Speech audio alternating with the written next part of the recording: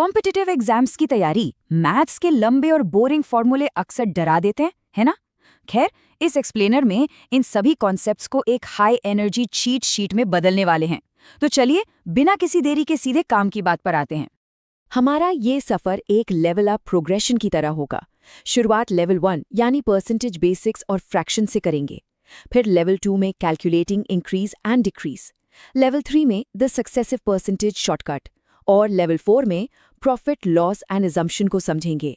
और आखिर में पहुंचेंगे बॉस लेवल पर, जहां advance tricks for exams beat का खुलासा होगा।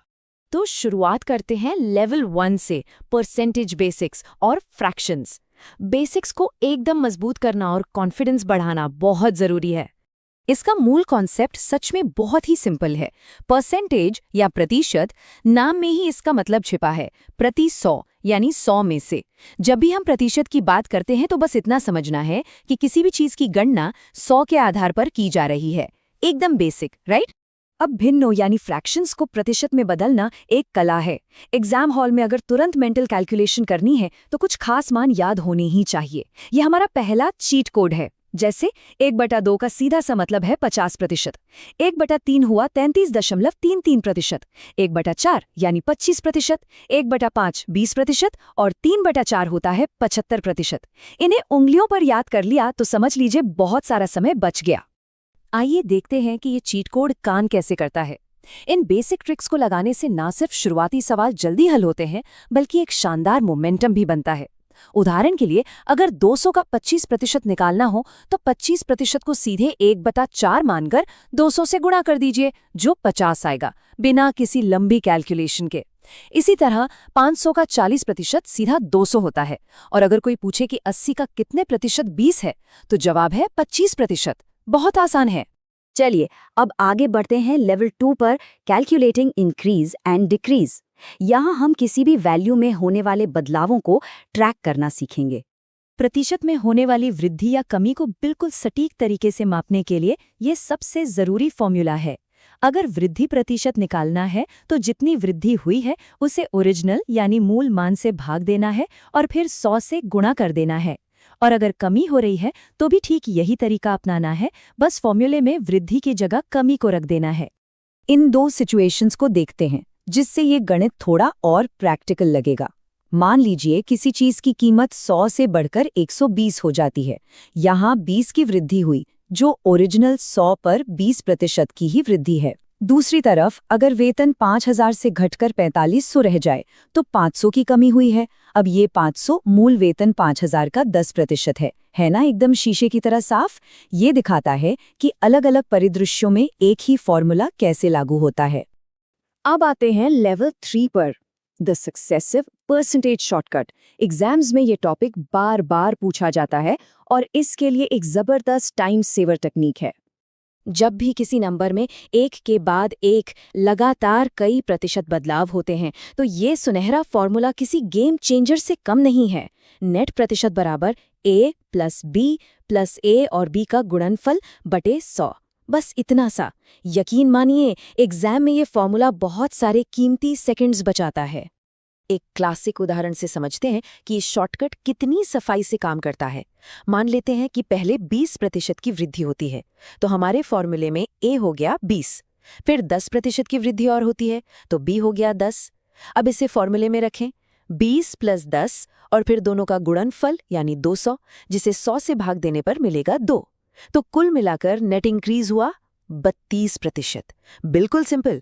लेकिन यहाँ एक बहुत ही दिलचस्प बात है, कभी कभी नतीजे उम्मीदों से बिल्कुल अलग आते हैं। जरा सोचिए, अगर किसी संख्या में पहले 20% की वृद्धि की जाए और फिर उसी में 20% की कमी कर दी जाए तो क्या होगा? Zero change? बिल्कुल नहीं। उसी फॉर्मूले को लगा कर देखते हैं, 20 माइनस 20 और फिर 20 गुना -20 बटे 100। इसका जवाब आता है -4। इसका मतलब है कि असल में कुल 4% का नुकसान या कमी हुई है ना? हैरान करने वाला। ये कुछ और एडवांस्ड सिनारियो हैं जो बताते हैं कि लगातार होने वाले बदलाव कीमतों के उतार चढ़ाव और जनसंख्या वृद्धि दोनों पर कैसे लागू होते हैं। अगर किसी संख्या में 25% की वृद्धि हो और फिर तुरंत 20% की कमी हो जाए तो नेट चेंज 0 होता है। वहीं दूसरी तरफ मान लीजिए किसी शहर की जनसंख्या में लगातार 2 सालों तक 10% की वार्षिक वृद्धि होती है, तो कुल वृद्धि 20% नहीं होगी बल्कि 21% होगी। और ये सब उसी सक्सेसिव फॉर्मूला का ही कमाल है। चलिए अब एंटर करते हैं लेवल 4 में, प्रॉफिट, लॉस एंड अजम्पशन। इस लेवल में 100 का नंबर सबसे अच्छा दोस्त बनने वाला है। लंबी चौड़ी बीजगणित या अलजेब्रा से बचने का सबसे आसान तरीका है 100 मानने की विधि। चलिए इसे दिमाग में सॉल्व करते हैं। अगर 25% नुकसान पर सेलिंग प्राइस यानी विक्रय मूल्य निकालना है तो बस कॉस्ट प्राइस यानी क्रय मूल्य को तुरंत 100 मान लेना है। अब 100 पर 25% का नुकसान हुआ तो सेलिंग प्राइस सीधे 75 आ गया। ना कोई एक्स मानना पड़ा, ना कोई झंझट।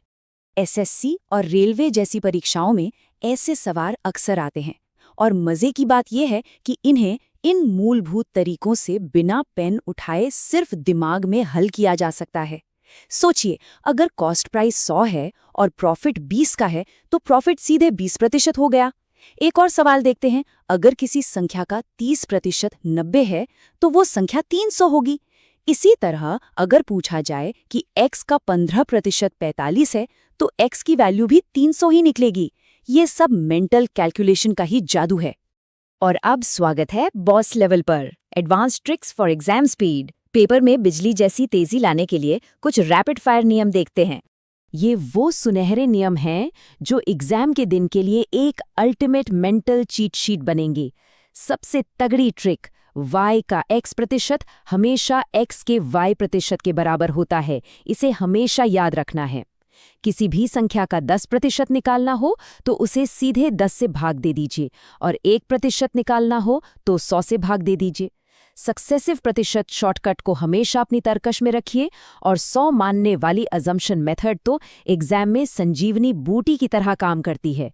तो इस एक्सप्लेनर के अंत में एक छोटा सा चैलेंज लिया जाए। अभी जो चीट कोड सीखे हैं उन्हें दिमाग में ही अप्लाई करके इस सवाल को हल करने की कोशिश करनी चाहिए। किसी मान में 10% की वृद्धि और उसके तुरंत बाद 10% की कमी का फाइनल रिजल्ट क्या होगा? जरा इस पर विचार किया जाए। क्या ये 0 होगा या कुछ और? इन कॉन्सेप्ट्स की प्रैक्टिस लगातार जारी रखनी चाहिए ताकि एग्जाम में सफलता की